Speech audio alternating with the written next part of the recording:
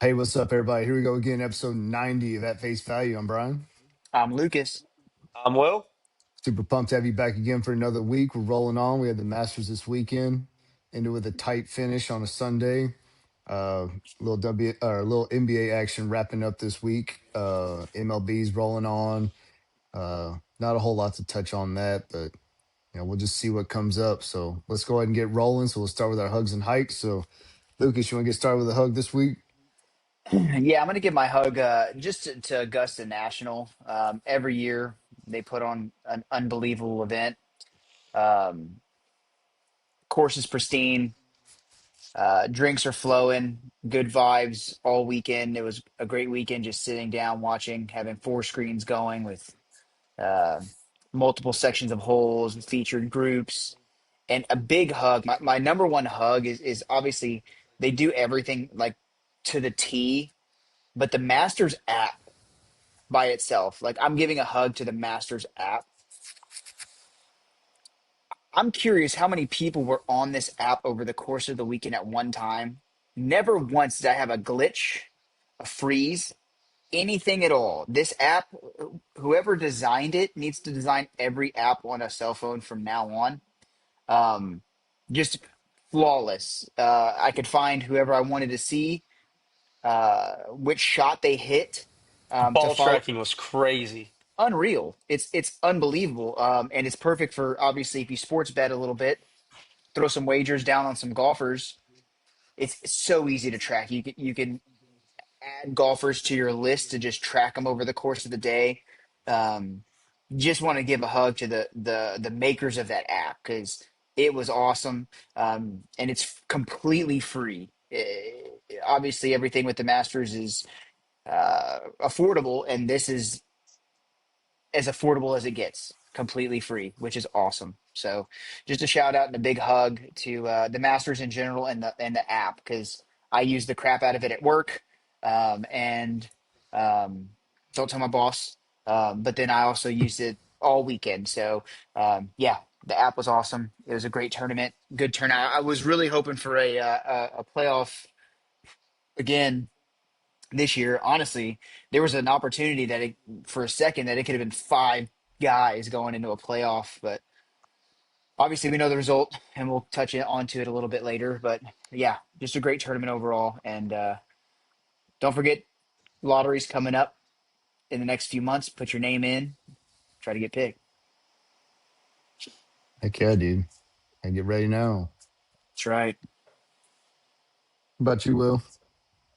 I am keeping it at the Masters, but a little more somber note here.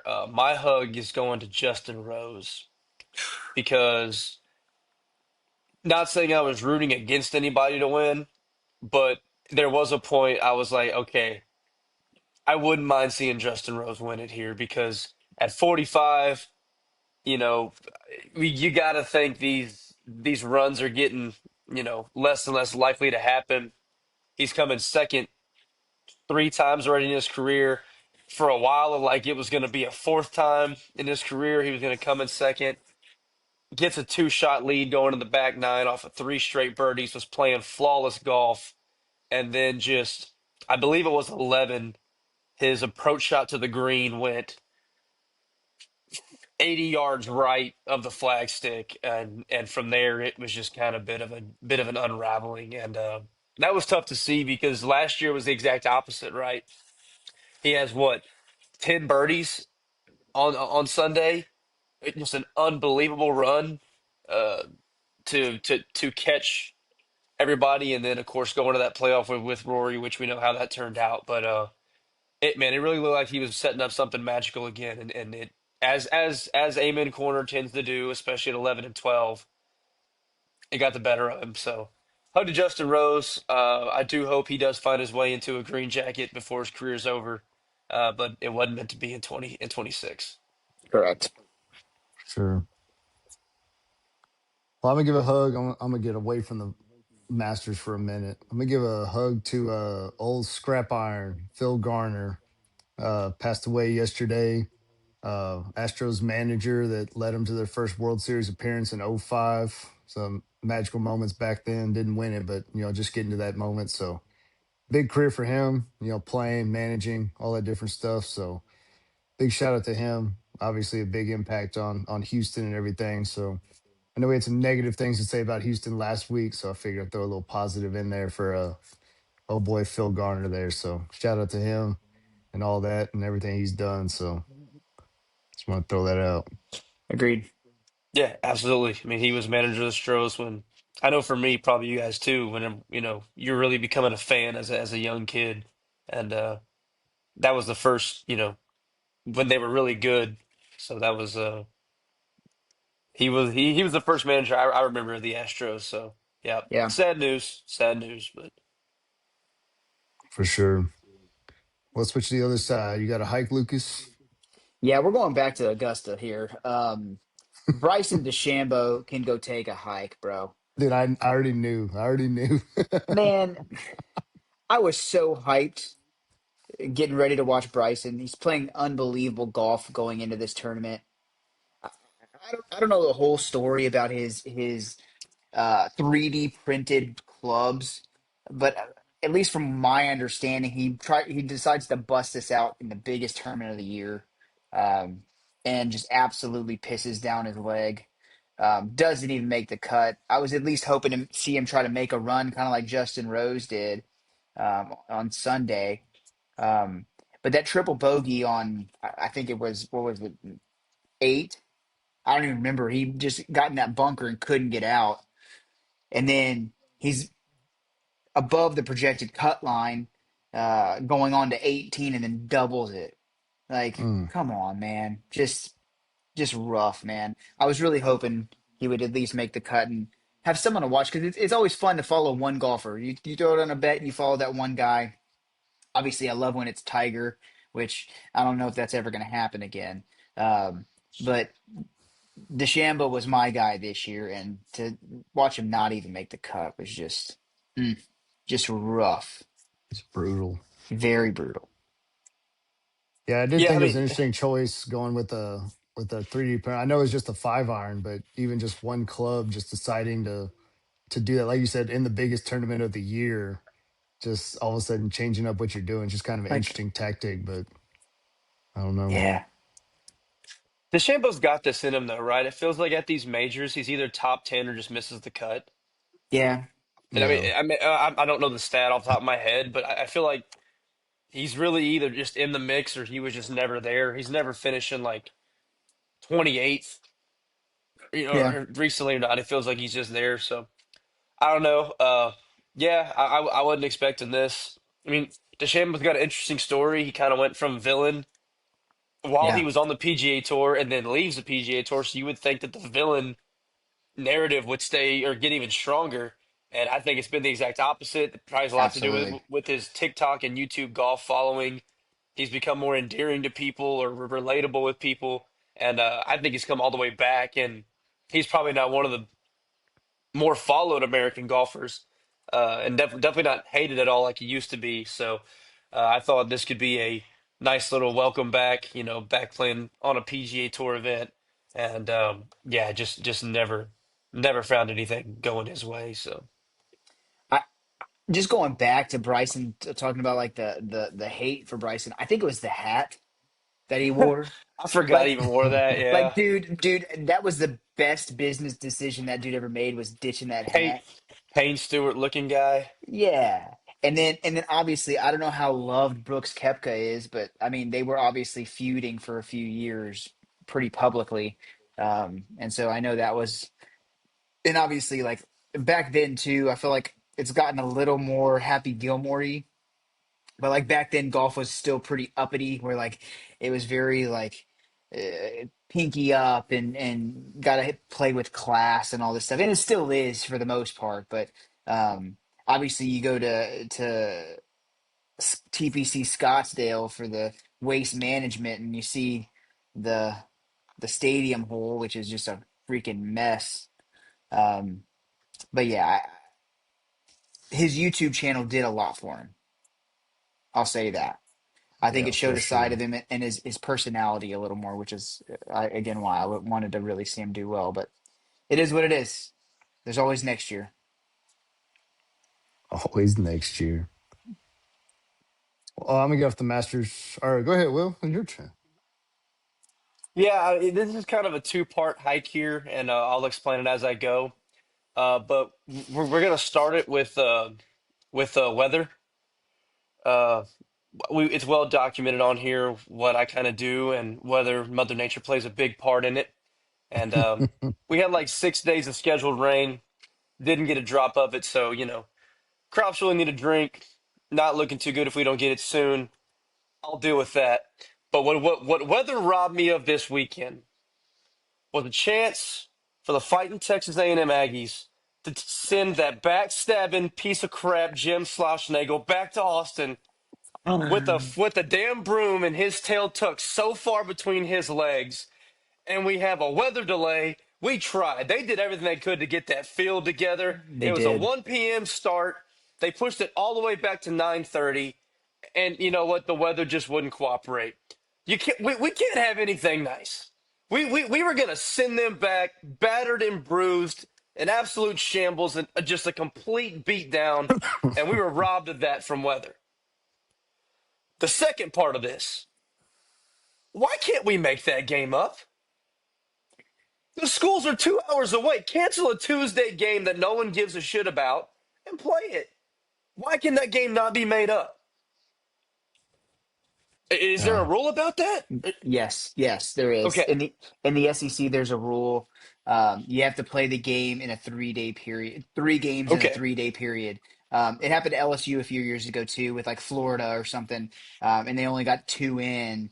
And like the tiebreaker gets weird because then it goes by winning percentages. So Percentage. yeah, so the tiebreaker, if it comes down to that, can be a little weird, but. Yeah, you have to get the three games in a 3-day period. That's why they do double headers typically to make sure that it gets in. And honestly, it used to be, this might have changed, but there used to also be a cutoff period for time where you can get the game played. You have to start the game at a certain point or on a Sunday, or it won't be happening to give the team travel time to go back. Obviously, Austin's not too far from College Station, but I think that's just the rule in general. But I guess it might have changed because I saw the tweet on that because I was going to watch the game, especially late that night. I was like, screw it, I'm going to stay up and watch this because they pushed it to like 8:15 or something, and then they pushed it to 9:30. I was like, damn, it's going to be a late game, but I can stay and watch a little bit of it. I want to see what the environment's like because the tweet that A&M came out with, they said that the entire stadium was free to walk in. So the most savage, like I hate this dude. It didn't matter who it was. They were coming in to just yell, dude. It was going to be an absolute carnival in that stadium. And during the rain delay, they kept concessions open and ran beer specials. Oh God, That, that was I'm going to tell you right now, if a single pitcher threw four straight balls, they were going to be in living hell. It's yeah, already hell when they do it, but the entire ballpark full of a bunch of drunk Aggies who didn't get to go to Chili Fest either because it got rained out. that's true. It was going to be a nightmare for whoever was going to be on that mound. And So we and got robbed of it, absolutely robbed of it. I mean, Texas A&M student population is like 80,000 people. And so like it's a free entry, number one. Oh, Number two, all of the donors and high class people, they're out of town already. They got jobs on Monday. This was going to be nothing but students who had had too much to drink that were staying up way too late. It would ready have to been give it to that backstabbing piece of crap. and that's why I was gonna tune into that just to see what the atmosphere looked like. But I, Electric. yeah, It was going to be electric. I know it's brutal. That's we got robbed of that. Everybody did, but especially Aggies. They got robbed. So then I'll But give that second part of my hike to the SEC rule makers here. Got to fix this. Like I said, nobody gives a crap of beating up some whatever team on a two. I know we lost to Texas State. That's hey, fine. That's fine. Whatever. Whatever. All I'm saying is I'll gladly give up that Tuesday game to go finish that third game against Texas and to help get the SEC standings in an easier way yeah, and it just be a much better game. So I'll give the second part of that hike to them. Get that rule changed. Let's get this game played. yeah. That's awesome. Well, speaking of Texas State, I'm gonna give a hike to the schedule makers that decided to schedule 5 baseball games for Texas State in a 5-game period this week. So they played A&M on Tuesday, played SFA on Wednesday, and then played Troy on Friday, and then a doubleheader on Saturday. And so it's 5 games in 5 days. And so by Saturday, like they were out of pitching. They got run ruled in the first game 15-2, then lost in 11 innings, 12-11 to lose the series to Troy, which is a bad series loss anyway. But just crazy to me. Like, I get you want to get your games midweek or whatever, but why are you scheduling two when you know you're playing a doubleheader on Saturday? Like it just blows my mind to schedule like that. But I don't I know, just kind of crazy. I think the doubleheader was pushed because of the weather coming in. Yeah, it may Um, be, but still, like, why are you playing yeah, two midweek games during conference? Like, yeah, that's the right question for sure. you I know, I agree with that. Um, and again, I mean the Texas A&M win that boosts the RPI a ton, yeah, especially going on the road with an SEC win. And now, I mean, A&M is ranked 10th in the country, so that makes it look even better. right, Um, but obviously the other way goes down if you have a series loss at home to Troy. yeah, Um, but I mean, even still, Texas State. I mean, they should have won the series. They had the lead going into the ninth inning and blew yeah, it. Um, but yeah, it's again, if you want to make a real run now, I mean, you have two huge series against Southern Miss and Coastal Carolina. You win two out of yes, three, at least in one of those series, you're going to be in a good spot to at least make a regional somewhere. yeah. So, and honestly, at It's this just, point, that's what we can hope for as yeah, Texas it's just State tough fans. because both of them are on the road right now, so I mean, it's for gonna be sure. tough. Yeah, Southern Miss just lost the series to UL Lafayette, though. So I mean, they're beatable, and we'll see yeah, what happens with Coastal. Um, but pitching has to obviously hold up.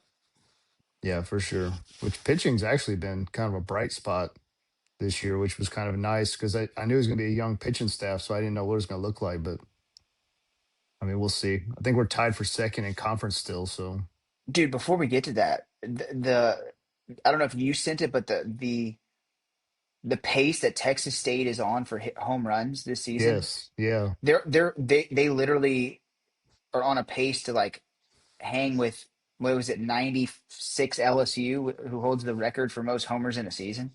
Yeah, like they were gonna end like three below or something like that. Like they're on Yeah. pace like for 115 home runs this year. Well, I saw the stat I saw, like I think LSU hit 189 in a season. It was something like that. Like they were gonna have to go on like an unbelievable tear to pass A&M. I mean to pass LSU, but it was yeah, it was a lot. But they're on but like their previous records, like maybe their previous records like 115 or something. They were supposed to like shatter that. Yeah. I mean, Texas State is tied for seventh with most homers in the country. Yeah, like Slam Marcus is back, but just gotta find a way to hold it up through the season. Yeah, for sure.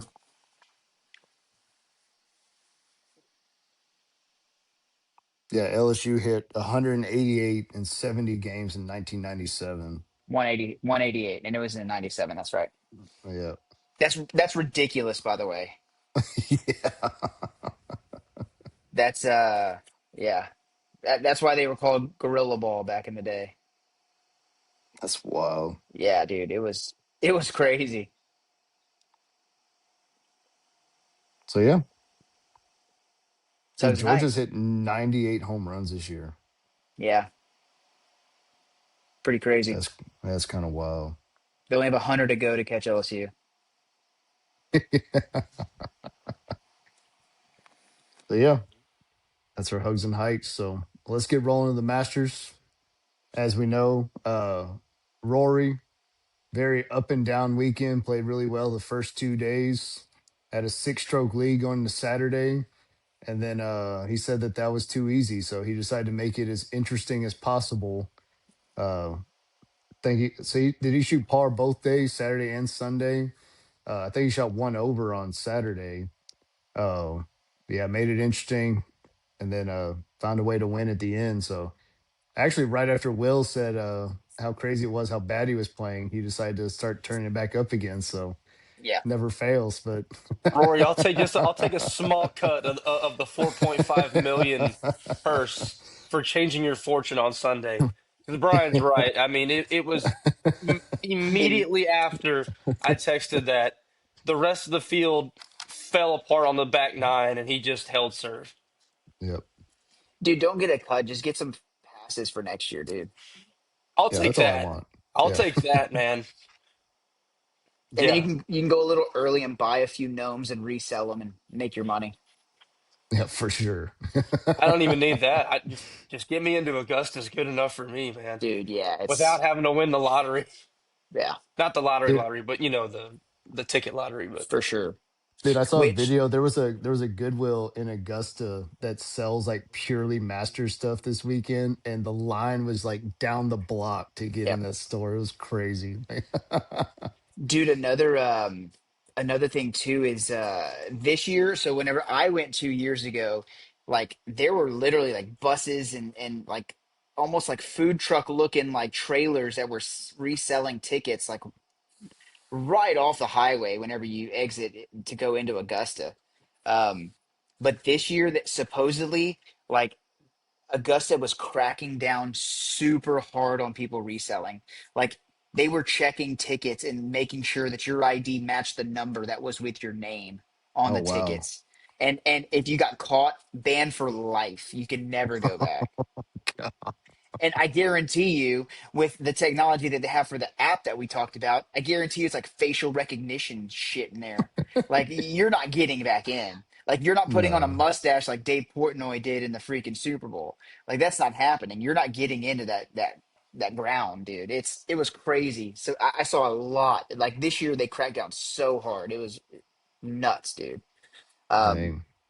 but yeah, it was a good end to the tournament. Again, I was really hoping that there would be a good playoff run with again, there were like six people sitting at 10 under at one point.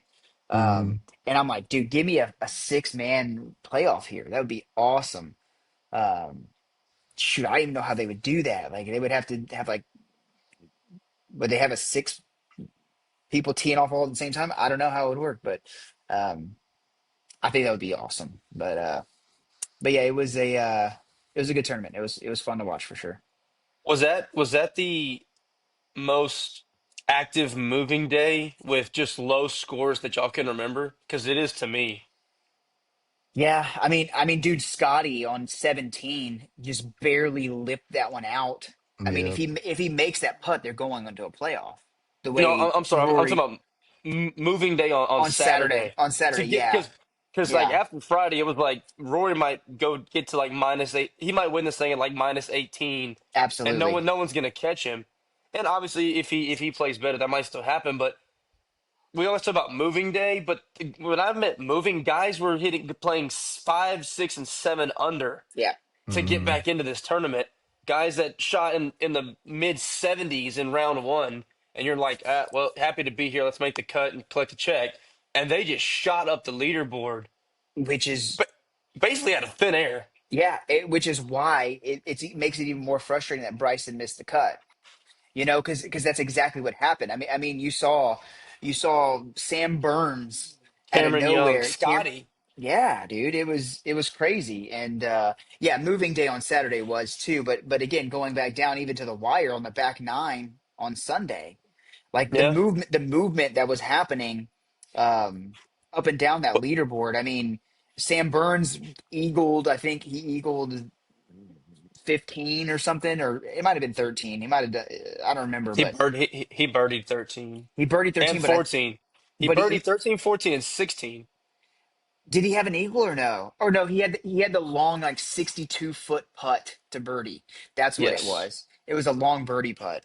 Um, but it was just moving all over the place. And again, if Scotty buries that putt on 17 and Rory continues and ends up bogeying 18 like he did, I mean, we're having a playoff, which I mean, like the back nine, it was more of Rory just not falling apart and yeah. everybody else not being able to capitalize. I mean, Cameron Young parred the whole back nine, Yeah.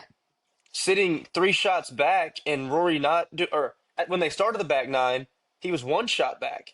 Of course, Rory birdied he birdies 12 and 13, but I mean, he Cam just couldn't make the putts to get him back into it. 9 straight pars normally is decent, but not when you're trying to go win a Masters. And to your point, yeah, Scotty plays a bogey-free round, but he doesn't also find that many birdies. And Scotty on the back nine all weekend long, like, as players do, they go, "Oh, you lose by 1 shot." He only birdied. He played 8 par 5s in the back nine. He only birdied one of them Mm. all week. So, like, you want to talk about wanting to go back and have some holes back? That's definitely going to be in his mind. Uh, but yeah, Um, yeah, I'm trying to find the statistic. There was a stat that I saw that I think Scotty is the first golfer since like the 50s or something crazy to go bogey free in 36 plus holes straight at Augusta. he went 39 Wow. straight He went holes. he went 39, but it hasn't been done 36 in a row in like Correct. not 100 years, but it's been a very very long Yeah, time. 39 straight holes of bogey-free golf. Crazy. And to your Very point, crazy. a half inch on 17. From that one going down. Also, he had the one early. He had like a 6 footer on the front nine that he just misread. Dude, I had him over 5.5 birdies, and both of those Ah, misses made me miss my parlay. yeah. Mm. But let's not get it twisted. If he buries that putt and it goes into a playoff hole, Rory's choking that. Oh, for sure. Like Rory Scotty, still tried to choke it, guys. Don't I forget the know, 18th tee.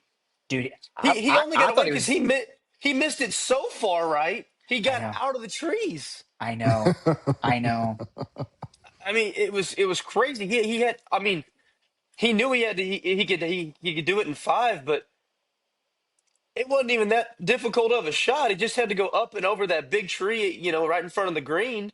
Yeah, he hit it Absolutely. in the sand, but it didn't matter. But I mean, if that ball seriously is what 10 yards back, he's having a layup, and then who knows what Massive trouble. happens. Yeah. He's in trouble. See, he brought six into play. Also, the tree, the trees were everybody's best friend this week. Justin Rose hit the trees 8 times probably, and six of them just bounced in the middle of the fairway. Dude, Like Scotty got away with one of those too. a lot of them were happening on 14. Like everybody was hooking the ball on 14 and just never got in trouble.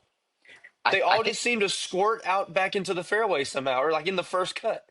I think it was 13 for Scotty on the par Was it? 5, on the par 5 13 around Amen Corner. Like you know how it's a dog leg left and it just bounced off a tree and went right back into the fairway. We had a look at the green.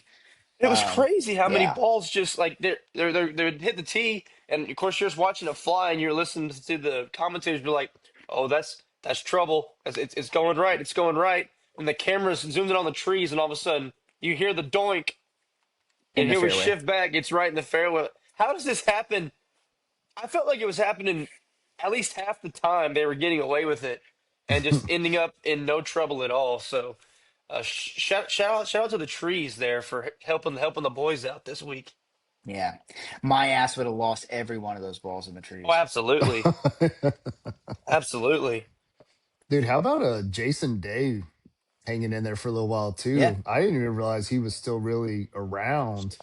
And then yeah. at one point he was up there. He was 8 under. He ended at 5 under, but man, he there for a little while he was up there playing. I was like, dang, He little just he he, throwback there. he just couldn't find a birdie Sunday. He Yeah. parred Yeah, everything and had a couple bogeys or a bogey and a double bogey or something. So yeah. just Well, couldn't find a birdie.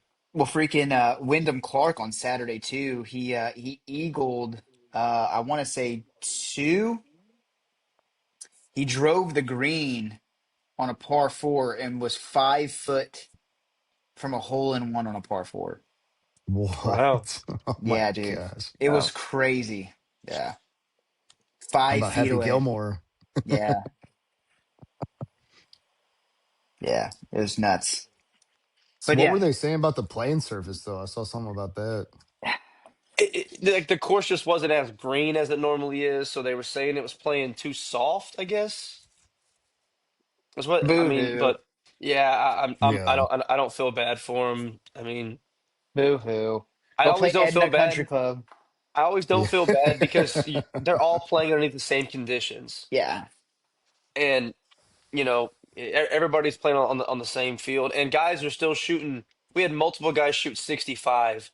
It can't be that bad No. if people are going out to Augusta and having these kind of rounds. Um, Even with the whole locations and stuff like that. So I just saw some comments that it wasn't what it's been in the past. They weren't really calling them out, but I mean, yeah, and also by Sunday the course didn't look like it did on Thursday, but they have so much traffic there all week. You have so yeah. many guys on the course. You got, I mean, practice rounds. Like, yeah, they do dang good to have this course looking like it does anyway. I didn't really take much from it, but I heard that they're dealing with like drought conditions there quite a bit too, which is it just played a like the played entire South is. yeah, just and that plays a part into it as well for sure. But like you said, everybody's playing under the same conditions. It's not like there's an advantage one way or the other. Um, so I mean, You yeah, just have to adjust. It was nice to see it actually not raining there too. It feels like every year it's raining at Augusta. So it yeah. was nice to actually see dry conditions. But Also, shout out, did you see Shane Lowry's hole in one, his ace? Yeah. yeah. That was pretty sweet. I'm still waiting on an ace on 12, dude. They said they haven't happened since '88. Oh wow. I can see why, dude. I mean, The pin location, there's especially when the pin's off to the right or the left, like I'm surprised that hasn't happened. But when that pin is right on that like horseshoe part of it, right where that water is in the bunker, that's ridiculous. But I yeah, mean, like on Sunday, you either played it safe and hit left and just accepted going for three, agreed. or you have to stick hunt. And that sounds a lot easier just saying it out of our mouths right now. But when you look at that, you got the water in front, so you can't leave it short and get a bounce, and you can't really go over and try to roll it back because of the way the green is sloped. You got a bunker in the back, Yep. and like they don't you don't get a great look on TV of how thin that space between the water and that bunker really is. You don't have a lot of green there available Yeah. uh, to try to get that. I mean, it was Rory and it was someone early in the day. Uh, Probably hit two of the best plays at it all day. Just right at the flag, you get it right there on the green and let it kind of roll towards it. But it would be very iconic to do, but it's such a difficult hole that most guys just take the safe route and just try to get your three and call it a Oh, day. absolutely. And the thing too is as a spectator when you're there, like you're so far away from that hole, like it's hard to see. Like you're in the grandstands behind them hitting, and on TV you get a up close and personal look at the hole, which is awesome. But it's tough to see from that far. And I mean, I'm sure the golfers have played it multiple times, the pros, but and they know where to hit it, and they can like yeah, they have all the statistics of slopes and all that stuff. And yeah, if it was that easy, it would have been done for sure. But yeah, Yeah. fun But tournament, dude. Rory wins, only the fourth ever back-to-back champion. Yeah, Uh, Pretty incredible list. He's joining Jack Nicklaus, Nick Faldo, Sir Nick Faldo, and Tiger Woods. So pretty elite company there to join. The Masters turned 90 this year, so I mean, like, here we go. Only four guys ever done this, and also, moving up now with that was his sixth career major. So starting to get in some pretty elite company yeah. as Rory sets up the second half of his career here, and he's playing good golf at the big tournaments. So I don't think this will be the last major that Rory conquers. No, and again, he's only 36, and golfing age. That's not that bad. I mean, you see. Justin Rose at what 45 is still competing for a Masters. So I mean, he probably has another solid 10 years in him, I would think, Yeah, I would say that would be the. of competitive golf. Um, no, Dang. obviously barring injury for sure. Yeah, for Um, sure. but Or like rolling your car over on the freeway, something like that. dude, God, man, surely he has a driver. Yeah, he's got to have one at this point, dude.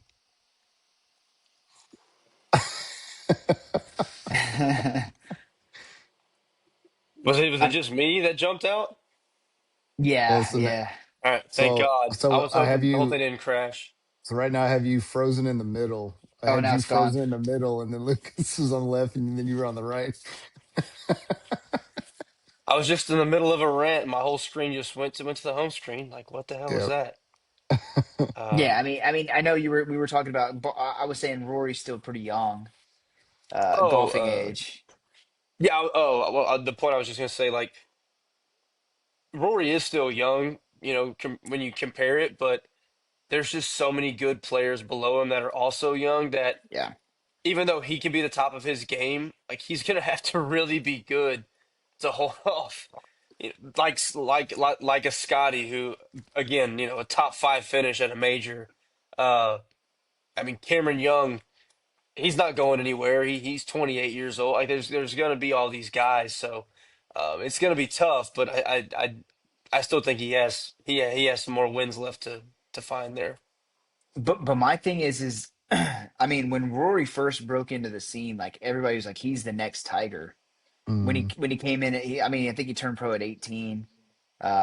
So I mean, he's 36 now. That was 18 years ago. Um, and it's taken him this long to kind of get his. Again, he's had the skill the whole time, but the mental aspect of it, it seems like, which again, I think sometimes takes time. Um, but I mean, if he can hold on for another 5 to 10 years and win a few more majors, Yeah. I mean, I don't see there's any reason he won't at least get to double digit majors. Four more, yeah. I mean, I can see it, even though there was that gap. But I'm with you here. I think he's found something in the second half of his career, where someone say like a Jordan Spieth hasn't found it again. Because Jordan Spieth No, was also like that. It was like, you're right. all right, you're about to see Rory McIlroy and Jordan Spieth dominate the game of golf for the next 15 years, and both had some heck of a runs, and then I don't want to use the term irrelevant, but for about a 10-year gap there, we weren't hearing a lot from them at the majors. Um, no. but Rory, like I said, Rory seemed to have found something where Spieth is still. Yeah, he ended up tying for 12th, so maybe Jordan's getting to be a little bit better here himself. Yeah, yeah. But we'll I see, mean, we'll it see. remains to be seen for sure. I don't know. I'm not the biggest Rory fan. I don't hate the guy, but I don't know. I'd I'd rather see some other people win. Just me. I am thinking this, especially internet wise. I don't know about at the golf tournaments themselves, but I do feel like now that Rory's won two, he might turn back into more of a villain type Yeah. of a narrative where if he's winning tournaments, people may not people might get tired of it. Where it doesn't seem like that's happened with like Scotty. People still love him, even Yeah. though it's like a foregone conclusion. This guy's gonna be top 10, vying for a title at every major forever. But I can see people turning on Rory now, being like, "All right, you've got your couple again. Go away." Yeah. The one thing I will say though is Scotty, although like people don't mind him winning and stuff, at least Rory is like what's the word? Polarizing, right? You either love him or hate him. I feel like Scotty is just so robotic. Like he doesn't have any personality. He doesn't really say Mm, much. Rory and Bryson, like those are personalities in golf that people can either get behind or get behind to hate watch. You know what I Yeah. mean? Which I think is good for the game. Whereas Scotty, he's just like, oh, he's there. He's going to do his thing. He's just robotic. He doesn't really say much. He's just there to golf and get his paycheck and go back to his family and do, and which is nothing wrong with that.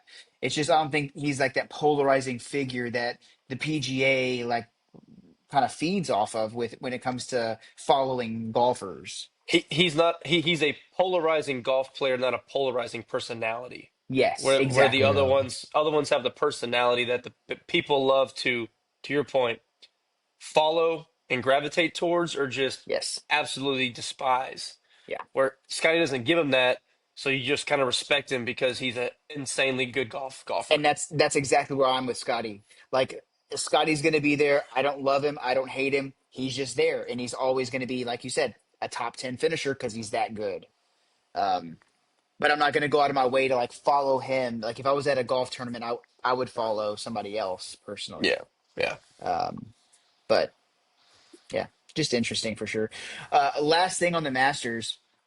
What is y'all's take on Rory sitting out for the past 3 weeks and supposedly getting some rounds in Augusta before everybody else? That's the word on the street. I don't know if there's any context or if there's uh, anybody that's confirmed or denied this, but obviously he was off for 3 weeks. He didn't play at any of the Texas tournaments, but yeah, I I think the Masters is an exclusive club. It's, you earn your right of the membership by winning. So to the victor goes the spoils. I mean, yeah, he earned the right to be able to go play the course. Um, if it's available to him, you know, take advantage of it. I don't really have a problem with that. yeah. Um, But I don't sitting out see. the other tournaments, like other competitions, I don't know. Yeah, I That's mean, my thing. but Like, he didn't sit out any of the new required ones, right? Because they have like yes, the big purse events where all the guys have to play. He kind yes, of sat out the other ones. Um, yeah, I mean, obviously for the PGA Tour, you'd want those guys to go play every tournament, but that's just never going to happen.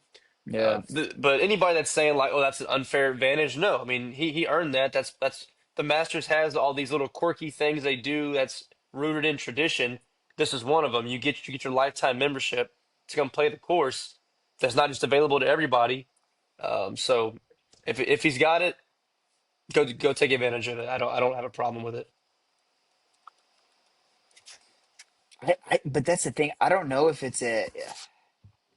Oh, so Masters winners receive automatic lifetime honorary membership, Hmm. granting the access to play the course at any time. But this differs from full due playing memberships.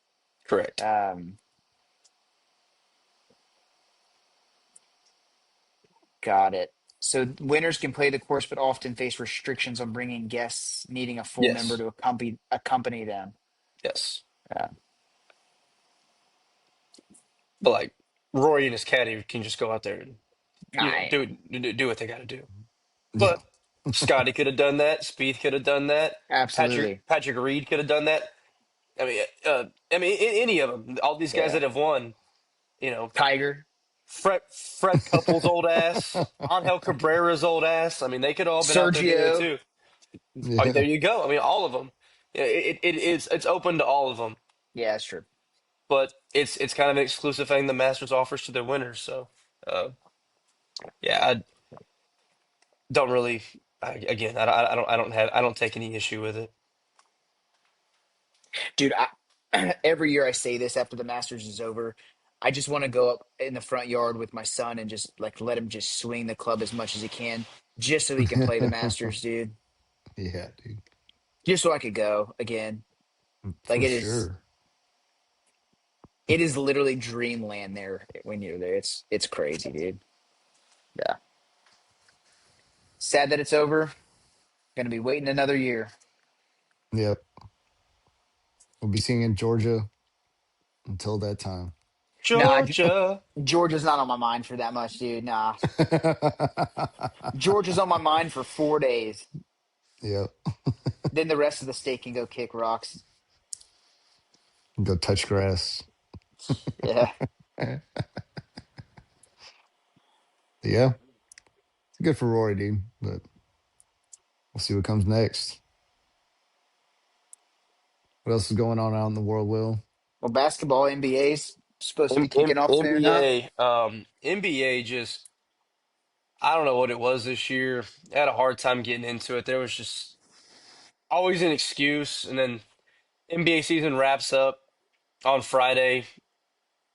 I mean on Sunday after the Masters. Really couldn't have cared less, if I'm being honest. But it's the playoffs, so we should ramp up a little bit here. And I say that with the caveat because I think there's 4.5 teams that can really win this thing. Anything outside of that would be a surprise to me. So, I think these first couple rounds might just be, Blowout um, Central. yeah, I was just trying to, the words leaving me here, but um, a formality. Like, yeah, let's get these in there. Maybe some team push the team to six. Hell, we might even get a game seven.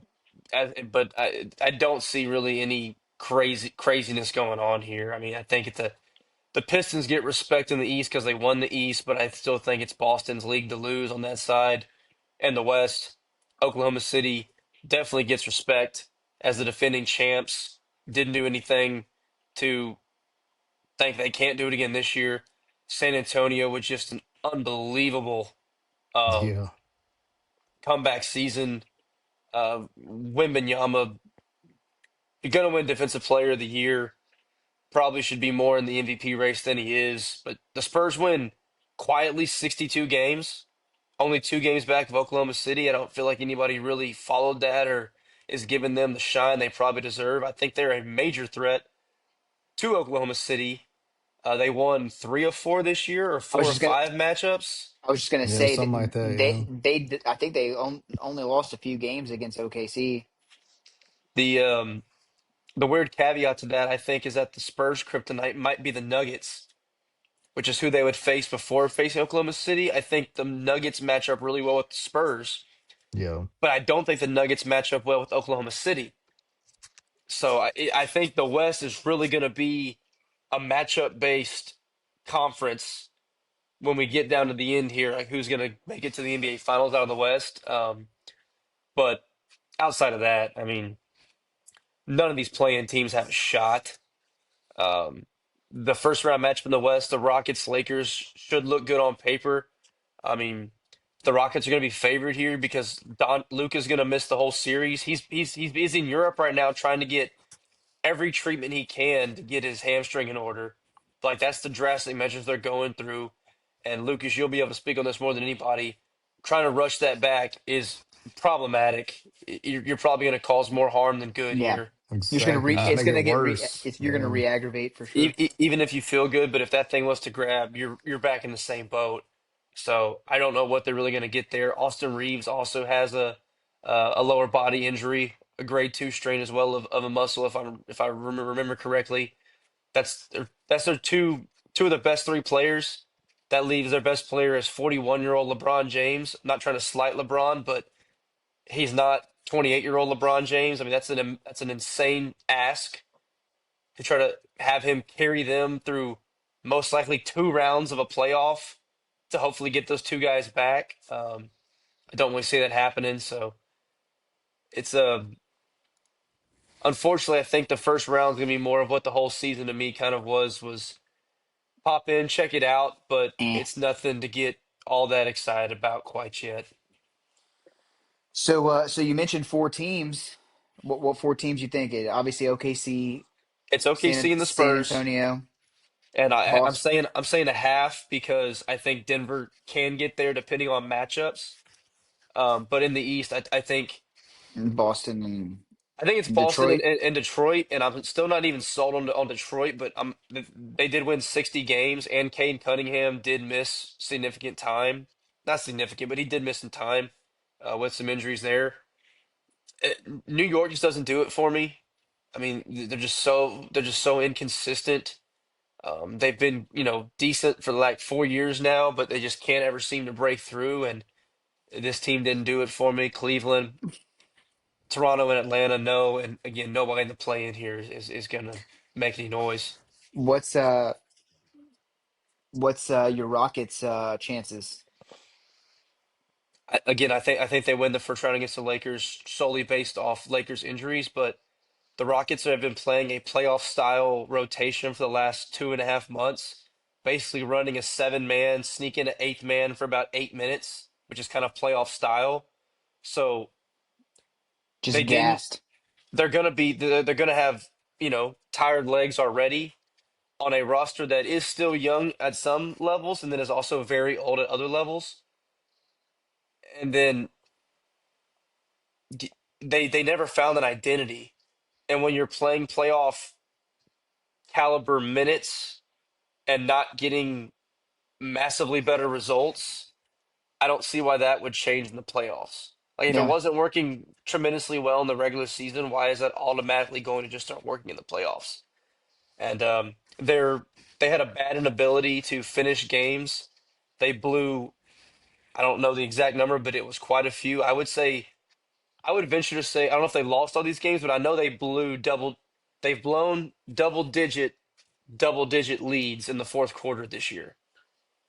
And that doesn't Mm. bode well in the playoffs when other teams' stars really shine bright and everybody's getting the best out of every team every night. So to blow that many double digit leads over the course of the season makes me nervous for a deep playoff run. Uh, I would say I would say conference finals is the highest I could see this team going, but I don't see a world where they get out of the West. yeah.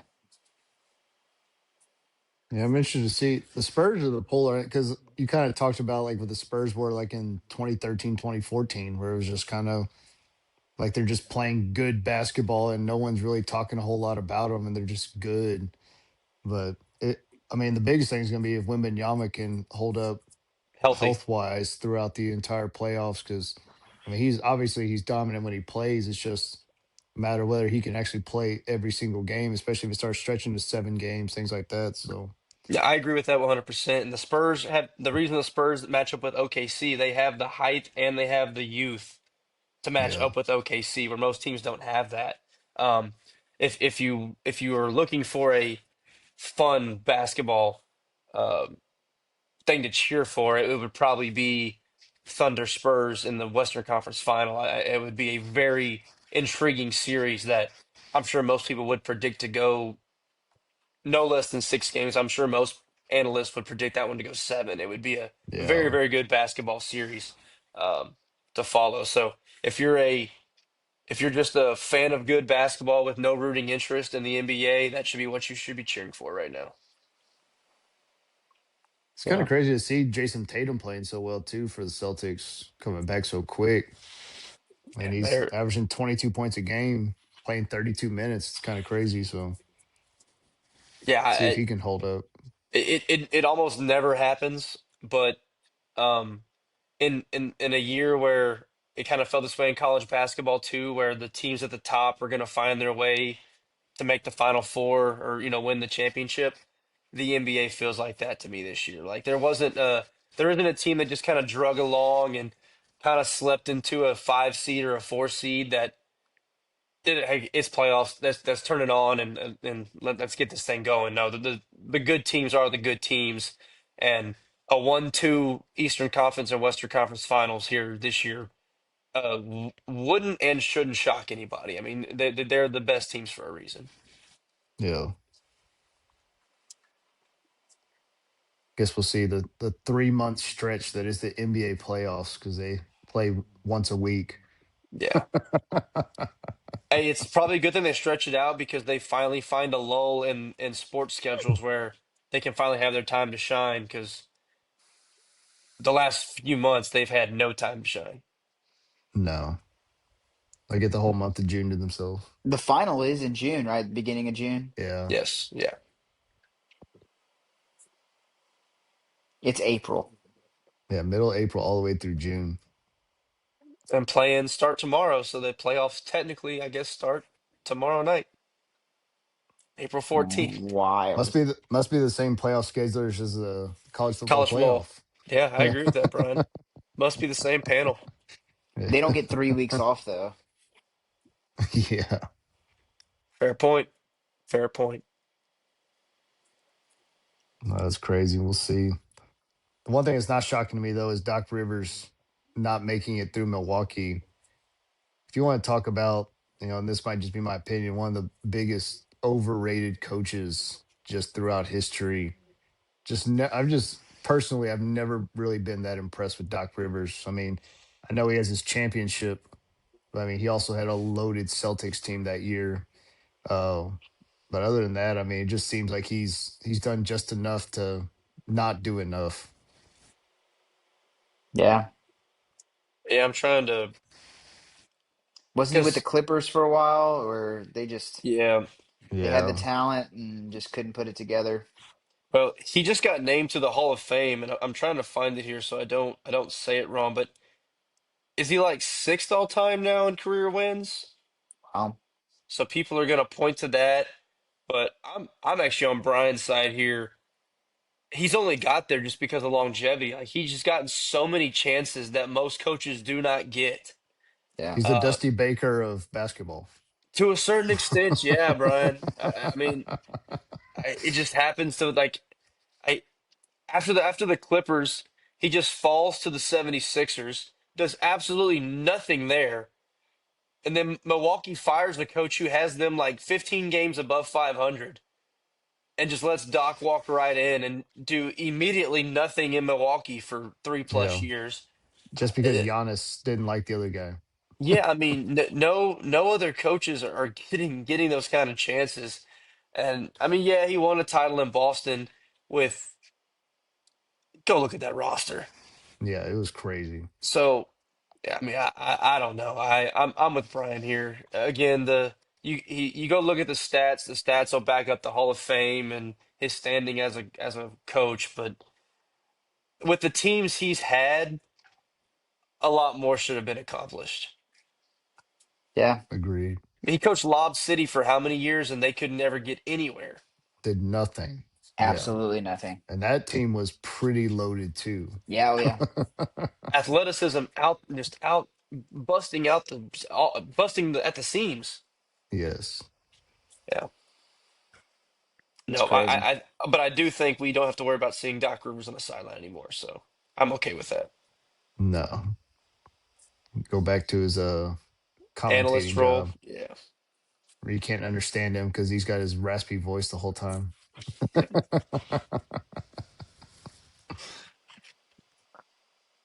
I don't really have much else, guys. Unless you want to talk about Mike Vrabel a little bit, Will.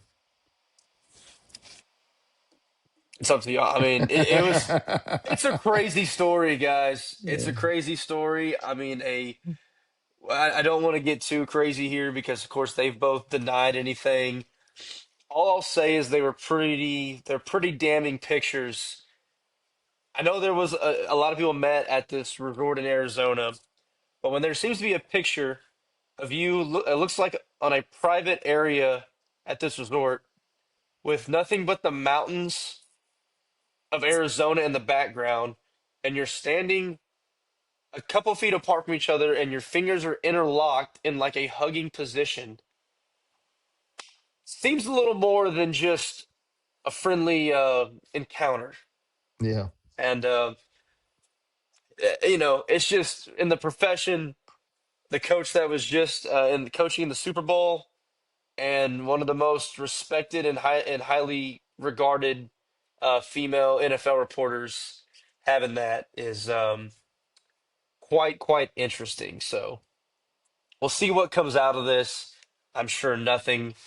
Um, taking all the personal side of this out of it, with their own personal lives, they'll have to deal with that their own. From the sports level, which is all we're really cared about. It'll be interesting. It'll be interesting to see if there's any repercussions, but I don't think it was some innocent encounter out at a resort in Arizona. Yeah, at least it wasn't a jumbotron at a Coldplay concert, so That can is always get true. Correct. worse. Correct. Um, I know we're at the end of the show, but I wanted to do one more hug. I want to this probably will never happen again, kind of like last week with Alabama. But I'm going to give a hug to the NCAA. Um, They Brian, you sent it in the chat. They reversed the targeting rule Yeah. to not carry over to the next game, which is the right thing to do. Yes. Um, I mean, the fact that this was the thing to begin with is crazy. Uh, these kids, they spend all summer, all spring preparing for 12 games, 60 minutes 12 times, you know, and then to just get thrown out of the half of another game where it has no consequence. Yeah, this rule should happen a long time ago. There needs to be more targeting rule changes, but this is hopefully a step in the right direction. I just wanted to put that out there. Good for the NCAA to come out and do this. This is awesome. I will say it's a slight improvement because it's only for the first one that it's that way. If you get a second one, Yeah, then it goes to the next game. But there at least is again, an improvement. If you have one bad game or you have one dumb targeting in the second half, that's subjectively called a lot of times because apparently targeting is not universally recognized across all officials. no. Then at least at least it like you said, it doesn't impact the next game that had zero, it had zero to do with the previous. But realistically, though, I mean, since the targeting rules come out, I wonder statistically how many kids have gotten two targeting calls in the same season. Yeah. I don't think it's that common. No.